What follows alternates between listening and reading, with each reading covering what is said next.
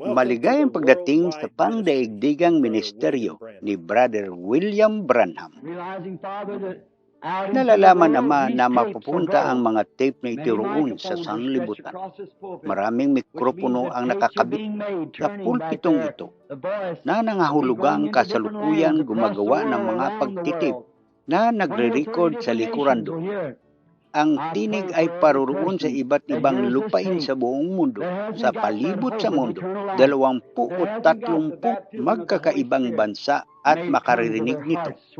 Idinadalangin ko ang bawat tao na dumirinig ng tape na ito na wala pang pag-asa ng buhay na walang hanggan, na wala pang bautismo ng Espiritu Santo. Dumating nawa ito ng magilaw sa kanilang puso. Ipagkaloob mo po ito, Panginoon. Magandang umaga, mga kaibigan. Ito ay Oktubre 21, 2023. Nakatanggap kami ng malungkot na balita na sa 3:30 a.m., Huwebes ng umaga, Oktubre 19, si Billy Paul ay sumakay sa lifeboat at tumawid sa daloy ng panahon. Pakiusap, panatilihin ang pamilya ng Branham sa iyong mga panalangin at isugo ang kanyang mga anghel upang aliwin ang bawat isa. Ngayon, narito ang kapatid na si Joseph Branham kasama ang mga agila na nagtitipon ng liham mula sa Branham Tabernacle. Minamahal na tabernakulo ng Diyos. Ako ang kanyang iglesia. Ikaw ang kanyang iglesia. Tayo ang tabernakulo na tinitirahan ng Diyos. Tayo ang iglesia ng Diyos na buhay. Ang buhay na Diyos na nanabubuhay sa ating pagkatao. Ang ating mga aksyon ay gawa ng Diyos. Luwalhati. Lahat tayo nagtitipon sa maliit na lugar mula sa buong mundo.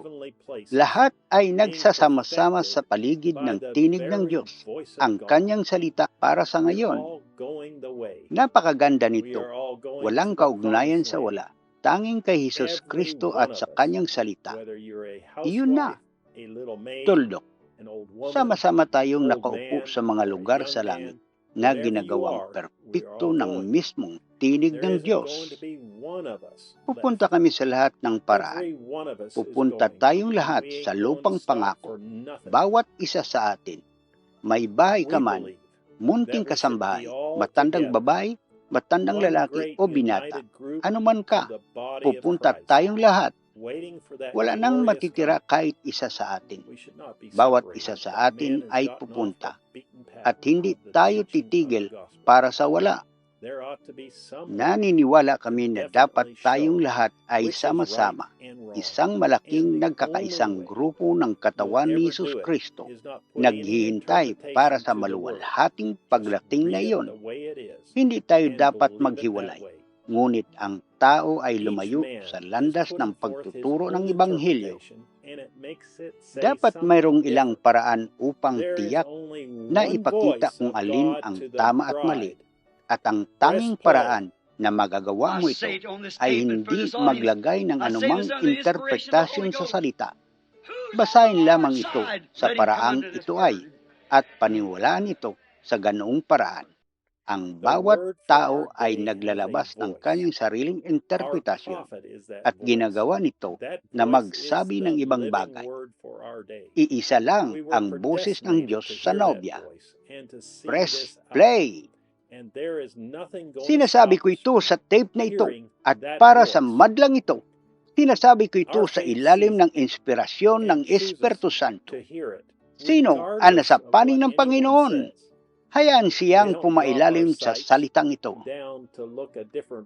Ang salita para sa ating panahon ay may tinig. Ang ating propita ay ang tinig na iyon.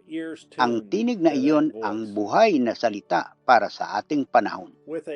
Tayo ay itinalaga na marinig ang tinig na iyon at makita ang oras na ito.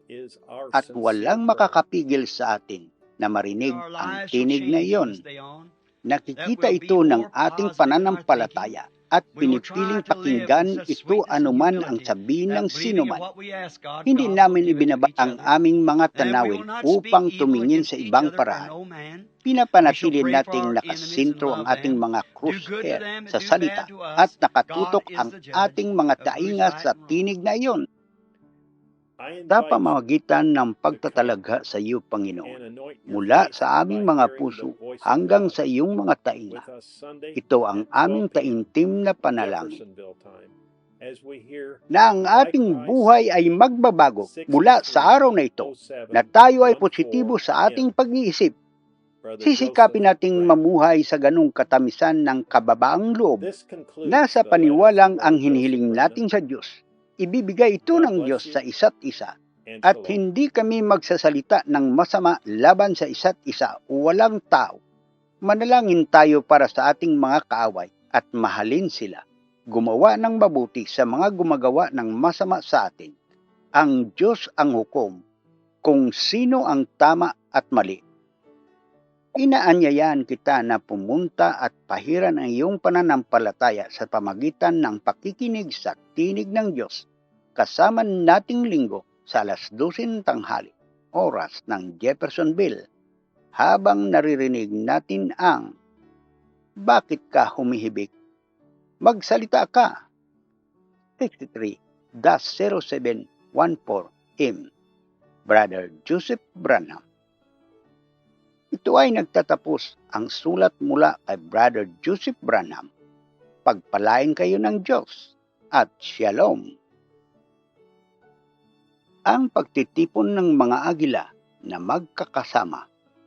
www.branhamtabernacle.org at www.sbfellowship.info.